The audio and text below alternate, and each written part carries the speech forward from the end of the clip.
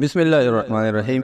السلام علیکم پیارے دوستو، آج کی اس ویڈیو میں آپ کو حضرت سیدہ فاطمہ الزہرا رضی اللہ عنہ کے متعلق چند واقعات سناؤں گا۔ آپ رضی اللہ عنہ بے حد صابر اور شاکر تھی۔ آپ رضی اللہ عنہ کی گفتگو کا انداز آپ صلی اللہ علیہ وسلم سے مشابہ تھی، اور آپ رضی اللہ عنہ ان کی زندگی کا بہترین نمونہ تھی۔ آپ رضی اللہ عنہ اپنے گھر کا تمام کام اپنے ہاتھوں سے کرتی تھی۔ چکی پیستے پیستے کئی مرتبہ آپ کے ہاتھوں میں چالے پڑ گئے تھے۔ آپ رضی اللہ عنہ گھر میں جھاڑو دیتی، کپڑے دھوتی، اور اس کے علاوہ نمازوں اور تسبیحات کے لیے وقت نکالتی۔ حضرت علی رضی اللہ عنہ کے گھر کے حالات چونکہ اتنے اچھے نہیں تھے، اس لیے اکثر و بیشتر گھر میں پاکا رہتا۔ حضرت علی رضی اللہ عنہ کو کہیں مزدوری ملتی تو گھر میں کھانے کا انتظام ہو جاتا۔ حضرت فاطمہ رضی اللہ عنہ نے کبھی بھی آپ رضی اللہ عنہ سے بے جا فرمائشیں نہ کی، اور نہ ہی کبھی ان سے کسی چیز کے نہ ہونے کا شکوہ کیا۔ حضرت عمران حسین رضی اللہ عنہ فرماتے ہیں کہ ایک مرتبہ حضور صلی اللہ علیہ وسلم اور میں صبح کے وقت حضرت فاطمہ رضی اللہ عنہ کے گھر پہنچے۔ آپ صلی اللہ علیہ وسلم نے سلام کیا اور اندر آنے کی اجازت چاہی، اور فرمایا میرے ہمراہ ایک شخص بھی ہے، کیا ہم اندر آ جائے؟ حضرت عمران بن حسین رضی اللہ عنہ فرماتے ہیں کہ حضرت فاطمہ رضی اللہ عنہ نے جواب دیا کہ بابا جان، اس وقت میرے بدن پر ایک پرانی قمیض کے سوا کچھ نہیں ہے، اور اس قمیض سے سارا بدن نہیں ڈھانپا جا سکتا۔ تو نبی کریم صلی اللہ علیہ وسلم نے اپنی چادر انہیں پکڑا دی، جس سے انہوں نے اپنا بدن ڈھانپ دیا۔ پھر حضور صلی اللہ علیہ وسلم مجھے لے کر گھر کے اندر داخل ہو گئے۔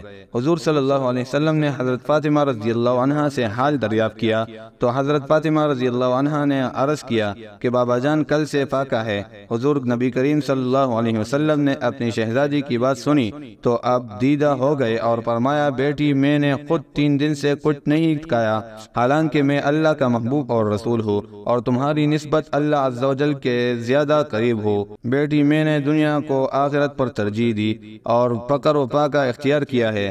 حضرت عمران بن حسین رضی اللہ عنہ فرماتے ہیں پھر حضور صلی اللہ علیہ وسلم نے اپنا دست مبارک حضرت سیدہ فاطمہ الزہرا رضی اللہ عنہ کے کندھوں پر رکھا اور فرمایا تم جنت کی عورتوں کی سردار ہو۔ میں نے تمہاری نکاح اس شخص سے کیا ہے جو دنیا و آخرت میں سردار ہے۔ تم اپنے شوہر کے ساتھ صبر و شکر سے رہو۔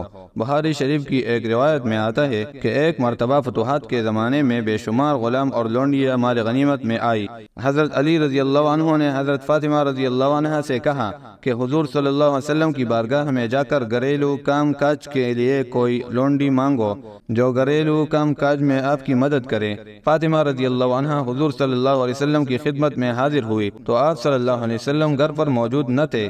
حضرت عائشہ رضی اللہ عنہ نے فاطمہ رضی اللہ عنہ کی خاطر تواضع کی اور آنے کی وجہ دریافت کی۔ آپ رضی اللہ عنہ نے اپنا مدعا بیان کیا اور حضرت عائشہ رضی اللہ عنہ نے فرمایا کہ وہ حضور صلی اللہ علیہ وسلم کے آنے پر ان سے بات کریں گے۔ آپ رضی اللہ عنہ اپنے گھر واپس تشریف لے گئی۔ پھر حضور صلی اللہ علیہ وسلم جب تشریف لائے تو ام المؤمنین رضی اللہ عنہ نے حضرت فاطمہ رضی اللہ عنہ کے آنے کی اطلاع دی اور ان کا مدعا بیان کیا۔ حضور صلی اللہ علیہ وسلم فوراً آپ رضی اللہ عنہ کے گھر تشریف لائے اور آپ رضی اللہ عنہ کو مخاطب کر کے فرمایا بیٹی، میں نے تمہیں فی الحال کوئی لونڈی نہیں دے سکتا، کیونکہ مجھے ابھی اصحاب صبح کی خوردنوش کا بندوبست کرنا ہے، اور میں ان لوگوں کو کیسے بھول جاؤں جنہوں نے دین اسلام کی خدمت کے لیے اپنے گھر بار کو چھوڑ کر تاکہ اللہ اور اس کے رسول صلی اللہ علیہ وسلم کی خوشنودی حاصل کر سکے۔ میں تمہیں آج ایسی بات بتاتا ہوں کہ جو تمہارے لیے لونڈی اور غلام سے 1000 بار بہتر ہے۔